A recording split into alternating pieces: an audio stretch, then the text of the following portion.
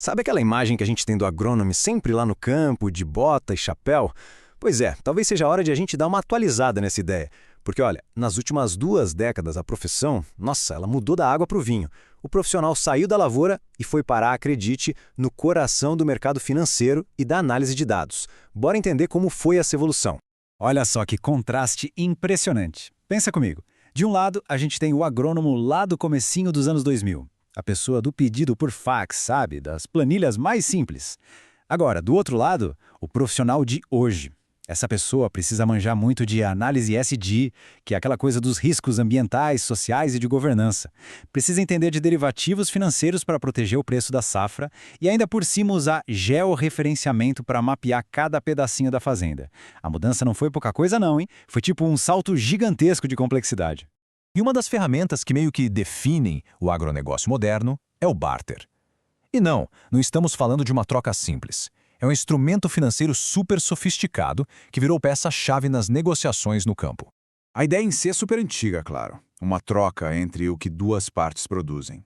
Mas no agro de hoje, isso foi transformado numa operação financeira bem estruturada, que vai muito, mas muito além de uma simples permuta de produtos. E essa visualização aqui ajuda a gente a entender direitinho como isso funciona na prática. É o que chamam de triangulação. Funciona assim, ó. Primeiro passo, o produtor recebe os insumos de que precisa. Semente, fertilizante, tudo. Segundo passo, depois da colheita, ele entrega essa produção para uma trade, aquelas empresas gigantes que compram e vendem commodities no mundo todo. E aí vem o pulo do gato, o terceiro passo. A trading não paga o produtor, ela paga direto o fornecedor dos insumos. O dinheiro da safra nem chega a passar pela conta do produtor, sabe? Isso dá uma segurança enorme para todo mundo e diminui muito o risco da operação. E o ponto fundamental é esse aqui, como José Renato Sepp Júnior bem colocou.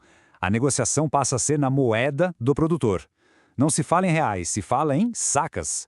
O custo de um insumo é logo convertido para a quantidade de soja, de milho, de algodão que ele representa. Isso muda completamente a perspectiva e a dinâmica do negócio. Mas essa sofisticação toda na parte financeira é só uma parte da história. Hoje, o risco no campo vai bem além do preço da saca. Entrou em cena uma camada nova e, olha, decisiva de análise, os critérios ESG, ambiental, social e de governança.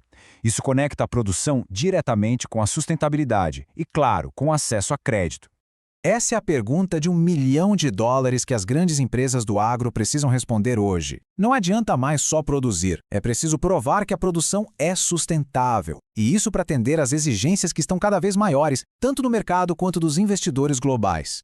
E para responder essa pergunta com base em dados, uma das principais ferramentas que se usa é um sistema público do governo, o PRODES Cerrado. Agora, o mais interessante é o jeito que essa ferramenta funciona. É quase um trabalho de detetive, sério. O PRODES basicamente mapeia o desmatamento lá no bioma cerrado. Como? Comparando imagens de satélite. Uma foto de antes e uma de agora. Daí, o sistema pega essa informação e cruza com os mapas das fazendas para verificar se existia autorização legal para tirar aquela vegetação. Em outras palavras, acabou aquela história de confiar. Agora é tudo na base do dado, preto no branco. É um jeito bem objetivo de ter certeza que o financiamento não está apoiando o desmatamento ilegal. Só que o impacto do agro não se mede só em sacas ou em conformidade com a lei, né? A peça final desse quebra-cabeça todo é a conexão com a sociedade e os desafios que vão muito além da porteira da fazenda. Para a gente ter uma noção da escala desse crescimento, vamos dar uma olhada nesse número. Só no estado da Bahia, nos últimos 15 anos, a área plantada com soja aumentou em mais de 1 milhão de hectares. Isso mostra o poder econômico gigantesco do agronegócio moderno. E aí a pergunta que vem naturalmente é: como garantir que toda essa riqueza que é gerada no campo se espalhe de forma positiva por toda a comunidade local e não fique só nas grandes operações agrícolas? E parece que a resposta passa por transferir conhecimento.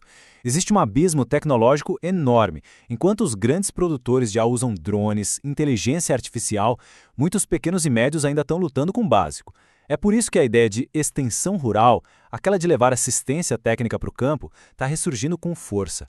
A meta é garantir que a inovação chegue para todo mundo, do gigante da soja ao pequeno produtor de alface que abastece a cidade. Então, o ponto central de tudo isso é que o papel do agrônomo se expandiu de uma forma impressionante.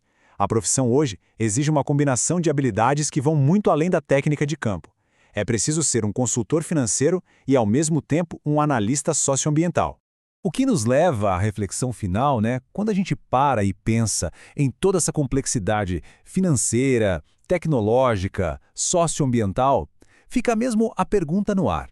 Será que a agronomia não está se transformando numa das profissões mais completas e ao mesmo tempo mais desafiadoras da nossa era?